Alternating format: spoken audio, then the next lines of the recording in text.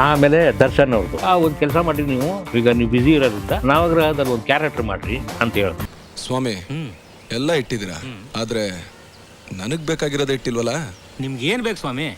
World famous Dasara ಅಂಬಾರಿ. ಒಂದು ಸೀನಲ್ಲಿ ಒಂದು 20,000 ರೂಪಾಯಿನೂ ನನ್ನ ಕೈ ಕೊಡ್ಬೇಕಾಗುತ್ತೆ. ಆ 20,000 ಅವ್ರು ವಾಪಸ್ ಕೊಡಬಾರ್ದು. ನಿಮ್ ಜೋಬಲ್ಲೇ ಇರ್ಬೇಕು, ಅದು ನಿಮ್ಮ ಮನೆಗೆ ತಗೊಂಡು ಹೋಗ್ಬೇಕು ನೀವು. ಬಾಲ್ಕನಿಂದ ಏನ್ ಮುಖ ನೋಡ್ತಿದ್ಯಾ? ಇನ್ನ 5 ನಿಮಿಷ ಸಿನಿಮಾ ಸ್ಟಾರ್ಟ್, ಹೋಗ್ ನೋಡು. ಯಾಕೆ ಗುರು? ನೀ ನನ್ನ ಜೊತೆ ಬಂದ್ರೆ ನಿನಗೆ 20,000 ರೂಪಾಯಿ ಕೊಡ್ತೀನಿ.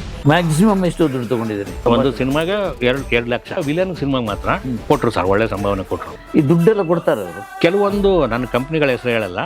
ಈ ಸಿನಿಮಾ ಅಲ್ಲರಿ, ಈ ಸಿನಿಮಾ ಬಂದ್ಬಿಡ್ರಿ, ನೆಕ್ಸ್ಟ್ ಸಿನಿಮಾ ನಾನು ಇನ್ನೂ ಸೇರಿಸ್ಕೊಡ್ತೀನಿ ಅಂತಂತಾರೆ. ಎಲ್ಲ ನಾ ಡೈಲಾಗ್ ಎಲ್ಲ ಬರ್ದಾದ್ಮೇಲೆ ಬರೀ 10,000 ರೂಪಾಯಿ ಕೊಟ್ಟಿದ್ದೀರಿ, ಇನ್ನು ಮಿಕ್ಕಿದ ಅಮೌಂಟ್ ಕೊಡ್ರಿ ಅಂತ. ಏನ್ ನನ್ನ ಹತ್ರನೇ ದುಡ್ಡು ಕೇಳ್ತೀಯಾ? ಬರ್ಬೇಕಾ ಮನೆ ಹತ್ರ ಗಲಾಟೆ ಮಾಡ್ಬೇಕಾ? ಆತ್ಮಹತ್ಯೆ ಮಾಡ ಆತ್ಮಹತ್ಯೆ ಮಾಡ್ಕೊಂಡ್ಬಿಡೋಣ ಅಂತ ಇದ್ರು. ಯಾಕೆಂತಂದ್ರೆ ಈ ಸಾಲಗಾರ ಕಾಟ ತಡೆಯಕ್ಕಾಗ್ತಿಲ್ಲ.